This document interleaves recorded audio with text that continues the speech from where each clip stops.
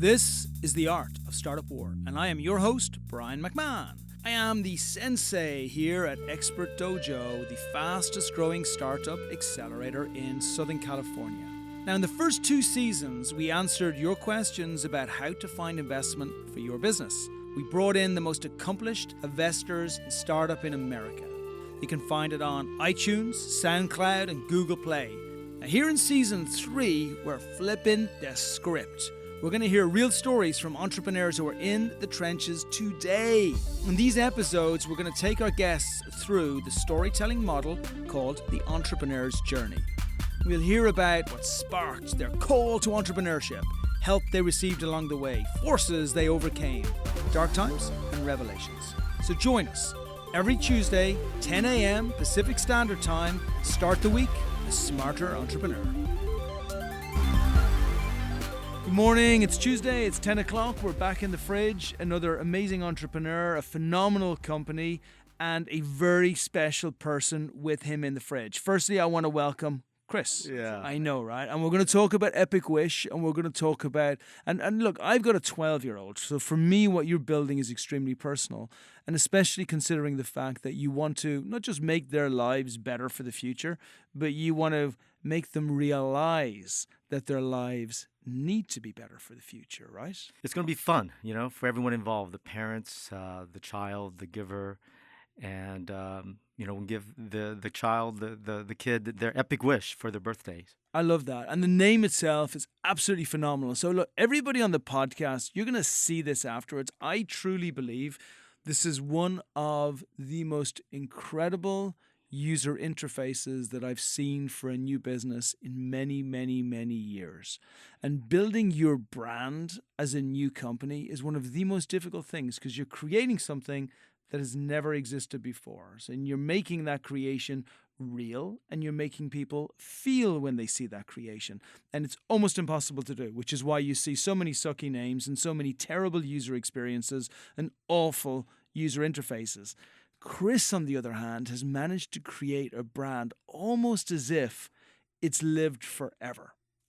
So can you speak a little bit? We're going to bring Linda in a second, but can you speak a little bit towards Epik Wish, how it was created, why it was created, and what it represents, and why I love the brand that you've built so much? No pressure. Well, Brian, I want to thank you, first of all, for helping me through this journey. I think we've made a lot of progress. And when I first met you, I think this was about 9 months ago. It was a while ago. Yeah. I had an idea. It actually doesn't feel that long. It feels like we've only just started. It probably feels that long for you. Oh, my God. It's been a journey for me. But about 9 months ago, I came to you and I think I met you at a networking meeting. Uh-huh. And you had talked about companies in LA and how, we all kind of just, I don't know, not die, but just give up. And I'm like, I need to talk to Brian. And you had this idea back then, right? You had this idea to change the way. I've had this idea about 3 years ago, when my son when he turned 8. And I asked him, what do you really want for your birthday? And he said, I only want like one gift. And we asked him, like, what is it? And he said it's a Lego set. It's a Lego sand crawler, which costs over $300. And I said, oh, my God, we gotta buy you that gift. It's $300. But he's like, that's all I want. So I thought about it. And then I said, why don't we try to crowdsource this? And to put that into context, like I want everybody here, especially if you've got kids, you're going to feel my pain that I have every single time there is a birthday. Not even necessarily my kid's birthday, but one of his friends' birthday, where I get an invitation, I go out to their party, and just before the party, I realize I've got to get him a gift. We pass by the gift shop on the way. I buy some useless, awful gift just because I hear that maybe he likes the latest wrestler in WWE, but I have no idea, and I spent 30 or 40 bucks on it. So what you thought was, rather than all these parents going to a party and actually giving gifts that the child doesn't necessarily want, why not actually have everybody get together for one amazing gift that the child will love? That's right. And so my son, his name is Alex, and he wanted this epic gift. And, so I took a video of him asking for that gift. I created a GoFundMe campaign. I also put the video on YouTube. Took a while to figure that one out. And then, I talked to him, instead of just asking for a gift, what about, thinking about like a charity, maybe helping hungry kids or, saving the planet. And It's he's not like, like there's a shortage of people right, and stuff that needs help, right? right, right. And he's like, no, no, no. I really want to find something for the desert tortoise. We have a desert tortoise at home. Of And course that you was do. his charity. I love all of those. All of us with kids have some random thing at home, right? Of course, you have a desert tortoise at Yeah. home, right? We also have chickens too. But so I put out this email and sent it to all of his friends, and the families, kind of sharing with them, what Alex really wanted and the link to the GoFundMe campaign. And we had such positive feedback. All the parents loved it. His friends watched the videos like multiple times. I think even had like, I don't know, 10 likes or something on YouTube. Um, and that was 3 years ago. And we're like, you know what, this is really interesting. We basically made it easy for the parents and, his friends to figure out what he wanted. Alex got his Epik gift. It made our lives easier. Instead of getting, 20 or 30 gifts, we just had one for No, him. and you made the world a better place. And again, all parents who've got kids, we all know that those 15 or 20 gifts that they get from their friends, maybe they get opened. But if they get opened, maybe they get used once, but that's the end. Right, Right? right. Nothing's ever going to happen in the future. So they're just wasted gifts that get thrown away. So, like, forget about the ecological effect. Forget about the fact that it's just awful. And what we're doing is we're breeding kids who don't appreciate anything that they receive. Like, there are so many inherent problems in this. And I love the way that your concept moved it from that experience where nobody wins to an experience where the child gets the most incredible gift that they ever wanted. The child also gets to help people less fortunate than themselves and realize that there are people less fortunate than themselves. But then also you built in an extra element in there as well, right? Right, right. So what we're really trying to do, and my wife, who's sitting right next to us today, her name's Linda. I'm going to bring her in. Don't you worry. Don't worry. Okay. She owns the glory for this. She's coming in Yeah. a second. But we so on Epic Wish platform, what we also built in is a savings component to it. So saving for college. So we really believe in teaching the kids, not just to ask for what they want, but to save and then also to give. Those are the three core principles of the platform. Beautiful. And I love that because it just builds everything around it. Now, you just mentioned Linda. Now, I know I really love the story we're about to talk about today. It's not just because you found a really huge problem, which parents didn't even realize it was a problem, and you fixed it, and you're creating an entirely new ethical and social way of thinking for children for the future, which I absolutely adore. But we're also going to speak to how you've actually built this business yourselves and how you've avoided a lot of the real stresses that many other entrepreneurs have by how you've done it. It's going to be really interesting. To help us do that, I want to bring Linda into the conversation because one of the biggest challenges that entrepreneurs have is that that word itself is such a solo word. And whether it's a male entrepreneur or a female entrepreneur, I can count on one hand how many either marriages or couples or people who are lifelong partners actually start out on this journey, stay on this journey, and support each other all the way through. And what I adore about this is when Chris and I first started speaking, he said to me, this wasn't even my idea, it was Linda's idea. Not only was it Linda's idea, who's obviously your wife, but she has been continually supporting and helping and being not just behind, but beside the idea as it's developed into a concept and now how it's developed into a business. So welcome, Linda. Thank you. Thank you for this opportunity. When Chris asked me to come, and I said, yeah, because for this whole idea to become a business, I mean, that's Chris's thing. But for me, is really carries a tremendous social value. I am an immigrant from China. I'm a mother of two young children. I'm also a business owner who who runs a professional personal financial planning practice. Yeah. Because of my professional background, I become sensitive to how people relate to money and how society is influencing us, our spending behavior. Right. So as a parent, I really put some thoughts and intention on trying hard to teach kids some good money values and habits, despite what's going on around them. But I encountered a lot of challenges. And unlike my childhood, which, I hardly celebrate my own birthdays, and my biggest birthday gift was a soccer ball from my dad. And it gave me tremendous joy for years and was so appreciative of, the thoughts and all that. One little piece of cake would make me happy, for a whole week. I noticed that my kids had to function in a very different environment. Right.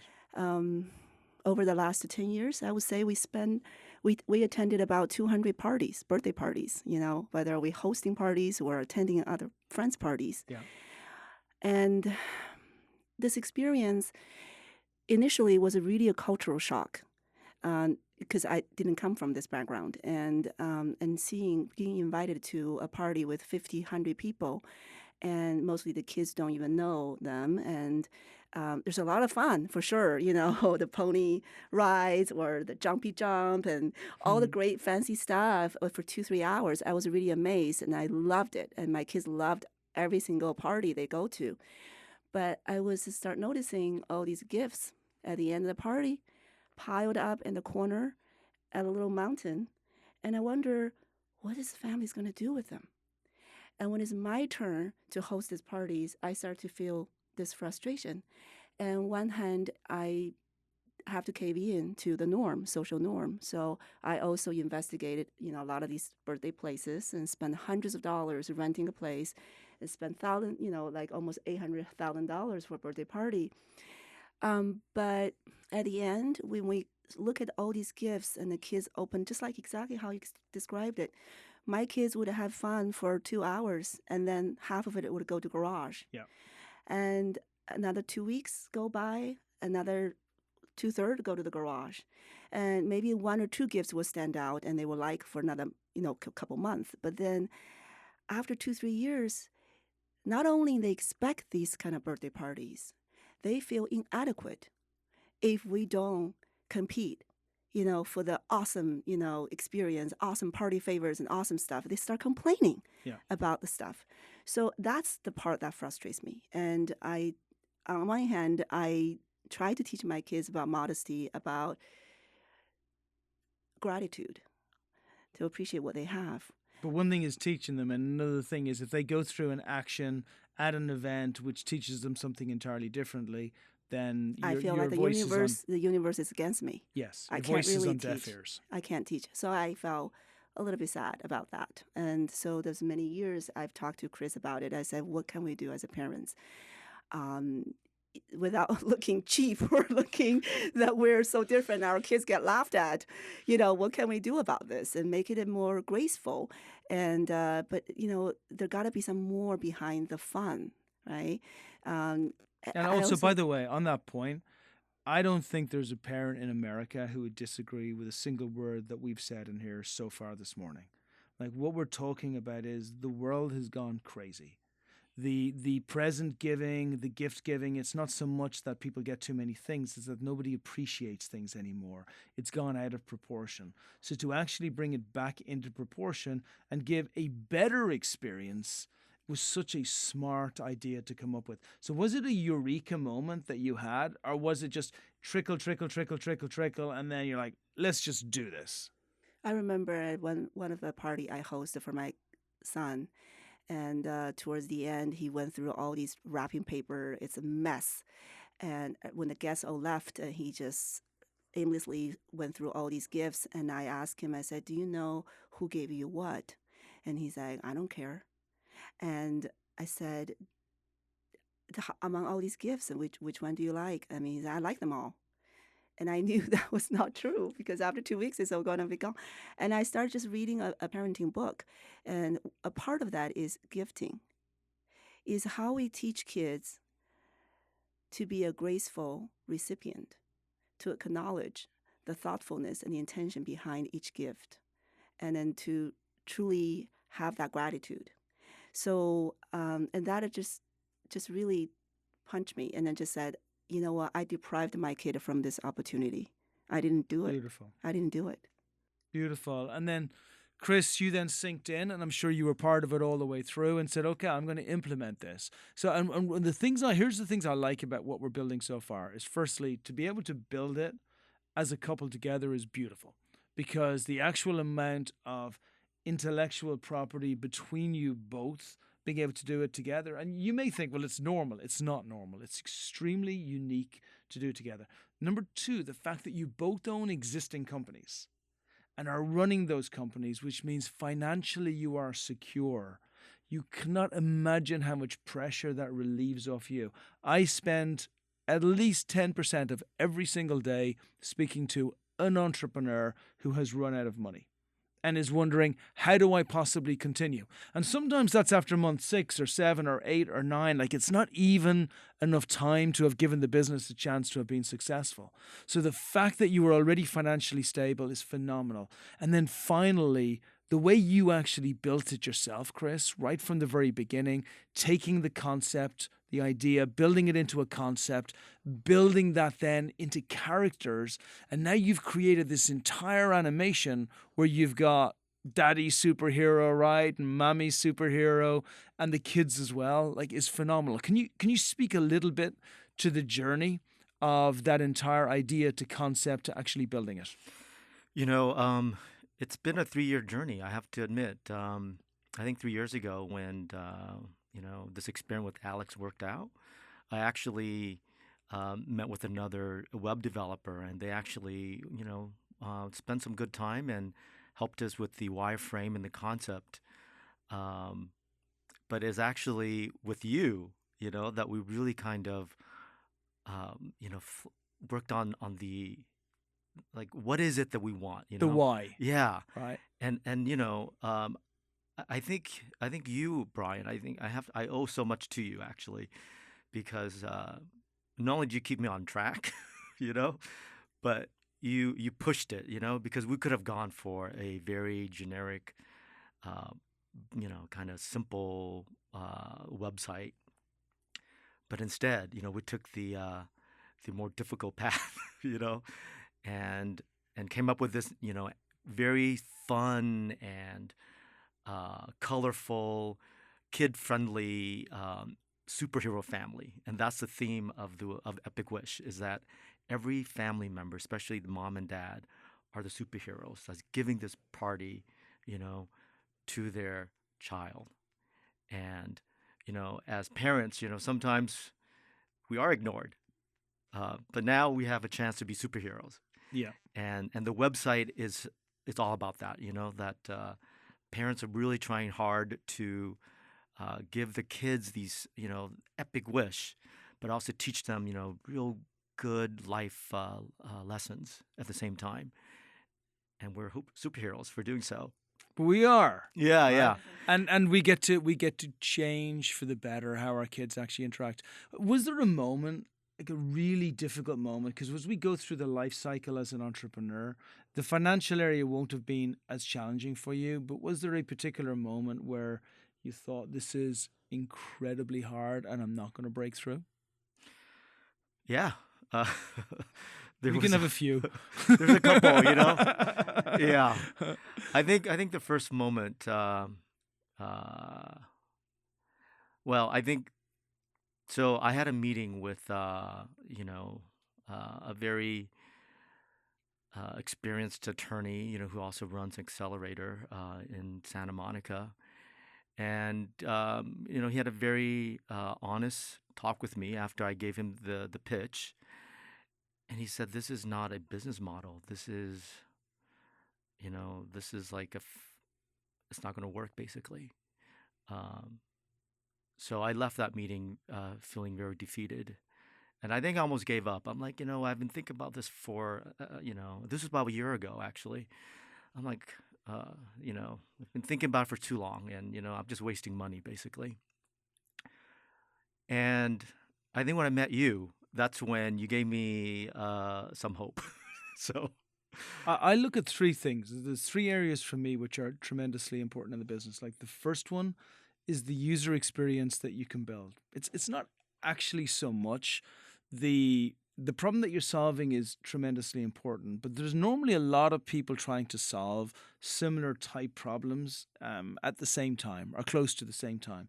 But the experience that you build, like imagine how many Twitters there were, are things messaging platforms trying to do similar types of things to Twitter, but Twitter managed to get a user experience, or Facebook, they managed to get a user experience, or Waze managed to get a user experience that people just adored. So to create that user experience is incredibly important.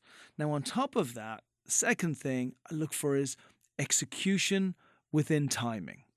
So to be able to have the right time in the right moment, like I think what you're building 40 years ago would not have been that relevant. To your point, in your childhood wouldn't have been that relevant. And honestly, in my childhood wouldn't have been that relevant. I got a few things. Today, it's like an epidemic. Like there could not be. We have actually two beautiful moons colliding, right? One is the fact that people have never been poorer in real terms, i.e. expenses have been so high versus what we've been paid, right? And then the second thing is kids have never been given so much stuff at the same time, which they don't appreciate. So these two beautiful moons are colliding. And then the execution within that timing is the fact that you're not desperate for money. You're so open to being able to take direction, and then you follow milestones so incredibly well. Except for last week when you missed your business plan milestone. But, I'm not going to say that, right? But every other milestone for a year, you execute, and you are not panicking every second. And then the final part is the ability to scale. So this is starting right now with children's birthday parties. But actually, it could expand to everything. If we look at every aspect of our life and how we treat our lives, the ability to crowd share in a really fun and interesting and great way, to be able to provide gifting in a way that is socially responsible but also benefits us as well, is limitless. Right. Is something guaranteed for success or failure? Who knows, right? We never know. But for me, there are three great indicators to be able to tell, do we have a potential huge business here or not? And I believe you do. Yeah. This business model, is scalable, definitely.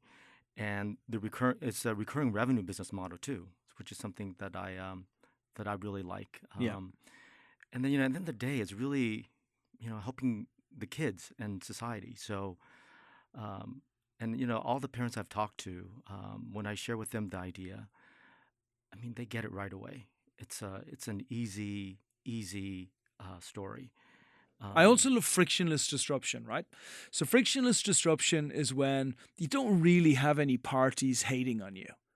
So, for example, if you go into medicine, we go into healthcare, and we try and fix the cost of healthcare, well, it may be a disruption which is desperately needed, but the insurance companies are going to hate on you because there's a reason why stuff costs 3 times the price. Or if we try and change politics, like the lobbyists are going to hate on us, and we're going to have to fight, and it kills us. So the beautiful thing here is the kids want to have like one amazing present, right? The parents want their kids to be able to have one incredible present and then also save the planet a little bit and understand that there are bigger things than them. And the folks going to the party don't want to go through all of the stress and hassle of having to buy presents, wonder what they want, know that it's not going to be of any value, wrap the damn thing up, bring it around to the house, and then hope it's not opened because they know that nobody's going to like it. Right. So there's nobody hating on this. Like every single party wants it to be successful. Should be a win-win for everyone. Right. It is a win-win for everyone. And even from a monetary standpoint, this is a very for-profit venture. And the way we see it is, we are going to make the platform, there won't be any platform fee, so it'll be free for the most part. And both the giver and also the parents, have the option, not an obligation, an option to pay the platform or give the platform a tip. And I think that is very different and unique in terms of a business model. And, encourage their tipping. How do you feel about that? Because it's a very interesting way of going forward with this, right? So people can use your platform on both ends without having to pay you. It's like getting into an Uber or a Lyft, but without the expectation of paying anything. But is there any evidence that shows that tipping actually is going to get a better return, or how do you expect that to play out? You know, the best example I can come up with is actually GoFundMe. They switched to a purely tip-based business model, I think about 9 months ago. And I recently set up a GoFundMe campaign for another event. And what I've noticed is that the tip actually defaults to a much higher rate than what they used to have as a platform fee. Ah. So, I think if GoFundMe, who's raised I think over $4 billion in that platform, has switched to this model, I think they've got something going on there. I also think the tip default is extremely important. So we normally go across the road and get some little pasta in the food court over here. And I go into the pasta place. It's $9 to get the pasta. I pay for the pasta. If I'm going to leave a tip, maybe I might leave a tip once every 3 or 4 times. It's just a takeaway. So I'm not sitting there. I'm not having a meal. However, I've noticed that the Square terminal they now use has started defaulting to a tip of 20%. Yeah. So what I'll do, because I'm just inherently cheap, is I'll normally click the 15% on it, but I'm still paying $2 for me, or $1.50 for the tip, while before I might have tipped once in 3 or 4 times, because it's built into us Right. to want to do that. So I think the tip thing is great. And I want to actually look, if I can bring it back to you, Linda, that I want to look at the timeline as well, because I think the timeline here is really beautiful. And the way that you've built this, most of the time in early stage business is built through panic. Everything is a panic of what's going to come today. How are we going to deal with it? How are we going to get past it? Oh, we've got past this panic. Let's find out what's going to come tomorrow and the next day and the next day and the next day. But what was really nice here is you said, look, Brian, I have a budget that I'm going to spend on building a website. This is my money, my budget, and I've allowed for an amount of time for that website to be built. And I'm going to spend the amount of time that I need to make sure that it is built properly. But I'm also going to make sure that I do not neglect the existing revenue that I have coming through so that we can pay for this. And it went like clockwork. We built it. It's with the web developer. The user experience is all putting in place. The website is due to be built within 6 weeks, right? Next part, we've already started ahead, again, without any panic, because we know we're going to need a little bit of investment. But you don't really, because you've already lined up 4 or 5 people that you know are going to really like this, that are within your existing community, that will invest in the company. I've already said to you, we would invest in the company because we like what you're building so much. So that's already put in place. So let's fast forward. We have the website built. We have investment of a couple of $100,000 brought in, which just gives you the runway to be able to build the Facebook ads and everything else that you need. How do you see the platform building? And I'll point it at Linda, but Chris can jump in as well at the same time. And how do you see it building? And then what do you see that you're going to need next? Well, for me, Chris is my lifetime partner, and I always know that even though he's a CPA, he has a conservative side of being a CPA and telling his clients to be conservative. I know that he is at heart an entrepreneur. Yeah.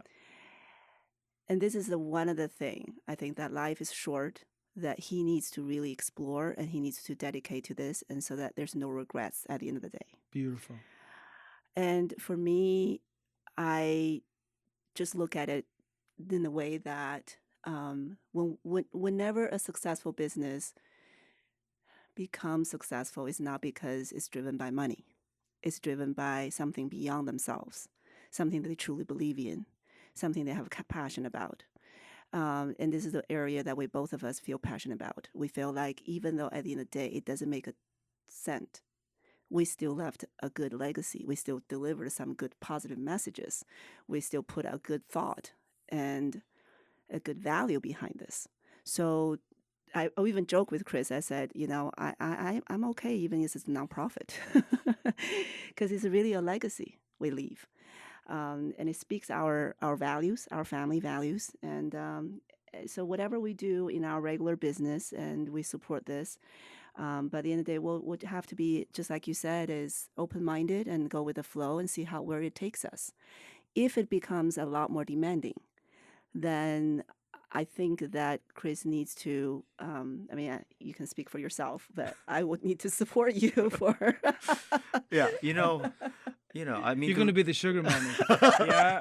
you Like, know, the reality is we're not like 25-year-old millennials, starting. hey, none of us in this fridge are, okay? I mean, We have two kids, a mortgage, um, and we've worked really hard. I'm a refugee from Vietnam, and Linda's an immigrant from China. We've worked really hard to be where we're at today, and we feel so lucky. We're actually living the American dream right now, and like, am I willing to give up what I have to pursue this? I think when the time is right, definitely, because this is actually like a natural progression of the American dream, right? yeah. Yeah, it And absolutely is. and I think I think we're going to be very deliberate at what we do. Um, I think the idea, the concept, the model makes sense to me. We'll know when it goes live if it actually will work, and I'm confident it's going to work because I've gotten such great feedback from everyone I've talked to. We're very active in our communities, whether it's through the soccer, the music, all these kids' activities. We talk to parents Yeah, and the schools we're involved in. right. And I think there's already a natural target audience built in. It's just a matter of having something ready to go and Right. have But something people it's can so use. important. It's so important that everybody listen to what's happening within the fridge, right? And lack of panic should not be confused with lack of urgency. Lack of panic means that the company is extremely strong, extremely well funded, either through cash flow that you already have or through investment, which is pretty much guaranteed to come into the business.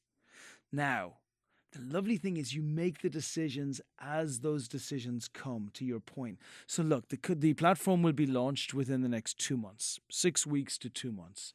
We'll then spend some money on some Facebook ads and we'll put some good SEO in there as well. We'll make sure that it's visible to the world. And then we will see what comes back. We'll see if we get a huge response straight away or if we need to do some beta testing with some initial users to build it up. And then when the decision is the right decision for you to move more into the company, and then you'll come in. Or at the beginning, what we'll probably do is put a really strong marketing manager in there. So they're driving really strong return on the money that's actually spent on the marketing. And then you build it as companies should be built. The less blind people are when they're starting companies, the more we build great companies. I mean, people talk very flippantly about a 2% success rate within early stage startup, and that's just what you have to do. No, it's not. Like, what you're both doing is what you have to do. Make yourself financially strong. Put yourself into a position to build and find your most amazing hobby and the thing that makes you smile in the morning. Start to build that. Make sure it's built to a level of absolute perfection. After you've done that, make sure you have an expert in there driving the marketing on the platform. And then as the platform gets to be built, you analyze the skill set that's required to keep on having that company grow. I personally think this company is going to make a bunch of cash. I think it's going to do really well. Internally for you, you're going to walk away every single day knowing that you've created something absolutely beautiful that was never in the world before. And I think it's just a win-win all around. There's no loss here. And everybody who's listening to this podcast know that we're talking about June, July, maybe even a little bit earlier, that it's going to be out there. So start looking at Epik Wish and start following the journey and where it is so far. If you're going to say you've learned one thing from the beginning to now, what is it? Let me For both see. of you. One thing. Linda's looking at Chris. That it always takes a lot longer than you expect. I'm so used to going 10,000 miles per hour. And this is, it takes time and it takes money. And even if you have the money, it still takes time. And I think, time is something that Lynn and I have, limited amount of, right? So do you take the kids to soccer practice or, work on, I don't know, figuring out the business model? The flow of Yeah. diagrams from the website that you're building. Yeah. And you're referring, a lot of what we went through at the beginning was that brand, that Yeah. why, the user experience, the flow of the website. And people don't realize actually building a flow of an entire website journey is incredibly difficult because you're building it from scratch. Yeah. Yeah. And Brian, a lot of it's thanks to you. You've really kind of, kept me on track and, It's been a great journey. I absolutely adore what you've built. What about you, Linda? What have you learned? Because this is very different to the other businesses that you've grown, right? The other businesses, it's like, I'm just going to go out and I'm going to give financial advice and I have one client and, well, I was amazing. So now I've got 4 clients. Oh my gosh, I was brilliant. Now I have a business with 27 clients and so on and so on. And even with the CPA, it's similar. Like those service type businesses are very specific. They're built based on your brilliance, right? While a tech company is entirely different. How so? Well, because it's not really one person. It really needs a team. It needs a whole entire, all the stars are lined up. And that's why the invaluable process you put in place helping Chris, because it's not a one person game. Technology also changes very fast, and you could be relevant one day and not relevant the other day. So I like what you said about do not lose the sense of urgency. And I also think that I'm putting more of a Zen perspective into this. Yeah. Is that if this is a life calling, if it is something that you truly know, your gut feeling that this is the right thing to do, just persistence, and see where it takes you. Because again, life is short. Chris and I always joke about how much gray hair we have, and but our kids grow up fast too. Yeah. Now from a baby, now that my first one is already 11 years old. So I'm just thinking, how much more time can we waste doing things that we actually don't feel great, don't feel passionate about, and so what, like just sometimes you do have to dream, even in your 40s, in your 50s, you still have to dream. I think especially you have to dream in your 40s and in your 50s. Yeah. And that's another lesson, by the way. And I want to actually finish it with this lesson. And then I want to, if you can give your details out to everybody as well, so that they know how to contact you, whether, again, it's a provider who wants to work with you, whether it's an investor who's interested in investing, whether it's an entrepreneur who's looking to help or give advice or get advice, so everybody has your details. But I actually love that last point. I think the 50s are the new 30s. The 40s are the new 25s. Like, we do stuff older today than would ever have been imagined before. And for me, like, the greatest fear is to reach a place later in life where we've never hit our potential of what we could create in the world. And especially if we had this one great social idea that could have left the world a better place than when we came in. So you've embraced that, you've taken it, you haven't risked all for it. Instead, you've created this milestone map for success. And I want to be able to show in the future that this is the template of what entrepreneurs should do to be able to have a massively high success chance as opposed to where they are right now. So congrats on everything you've built. I truly believe the platform that you have so far is one of the most beautiful user interfaces I've ever seen. The brand that you have is unique. Like, you built your own superheroes, for goodness sake. So I wish you all the success. I'm going to be part of all of that success. We got a heck of a long way to go together. Maybe some final words to finish, and let everybody have your email and your details as well.